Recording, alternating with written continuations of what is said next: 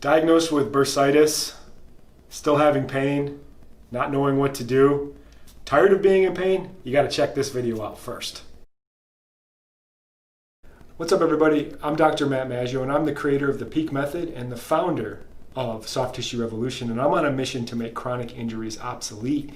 In this video, I want to dive into the diagnosis of bursitis.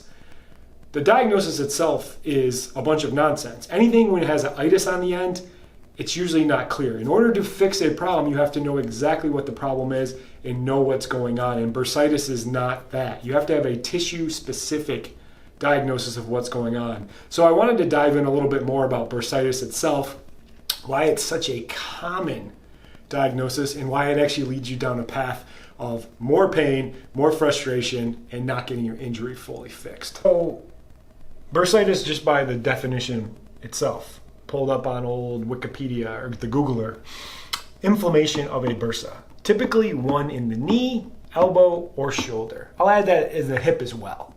So, okay, inflammation of the bursa. Like, that doesn't really tell us a lot. It just tells us there's some swelling in there and things aren't. So let's go a little bit deeper and see what the Mayo Clinic has to say. Well, this guy looks like he's just not happy. Looks like he's got some fluid filled in there as well. So, inflammation of the fluid-filled pads, also known as the bursae, that act as cushions at the joints. Bursitis occurs most often at joints that perform frequent, repetitive motion. Symptoms include pain, swelling, stiffness. Common areas include the knees, shoulders, elbows, and hips. Treatment includes rest, ice, and pain relievers. Surgery is rarely needed. Well, it's good when surgery is rarely needed, because it is definitely not needed in many circumstances. I even have this chart in here to remind people that you really don't need surgery. All it is a waste of money. But that's not what this video is about.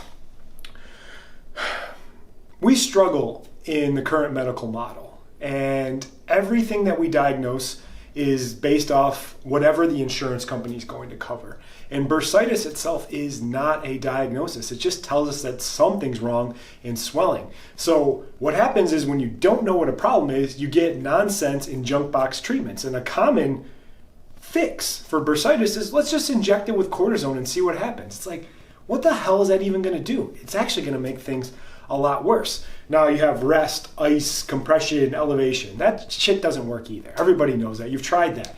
Essentially what happens is you do that rest, you do that ice, you do that compression, you do that elevation. As soon as you get back to the activity, that bursitis comes back. Now you have to start asking the question of, why am I having the bursitis in the first place? That's what we start to figure out. And all our practitioners are trained in the Peak Method, where they go really deep and figure out exactly why that's happening. We ask questions about why, so we can get down to what's called a tissue-specific diagnosis, and we know why that bursitis is happening, so we can actually address it. So the symptom is important. It lets us know there's a problem there, but if we don't improve the function, we're not going to get any long-lasting results. So if you've been diagnosed with bursitis, tendonitis, anything with an itis in there, it's not telling you anything. And I bet you got some pretty lousy and pretty crappy treatments and you're still in pain. You need to ask questions. Why do I have bursitis? Why do I have swelling? Usually because there's more injuries in there deeper. There's a problem with the tendon. There might be a problem with the muscle. There might be scar tissue in there. There could be a lot of things going on. And simply labeling yourself into this junk box diagnosis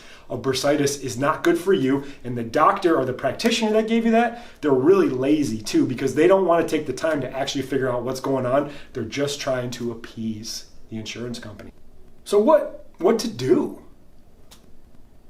First off, get away from those doctors that have labeled you with this. You need a tissue-specific diagnosis. Secondly, if you need help, send us a message. We're always here to help and give you some real answers about what's going on with your pain and what you can do to fix it functionally. And lastly, if you know somebody that's been diagnosed with bursitis and they're suffering and they've done cortisone shots, pills, everything, and they're still in pain, show them this video. It will help them.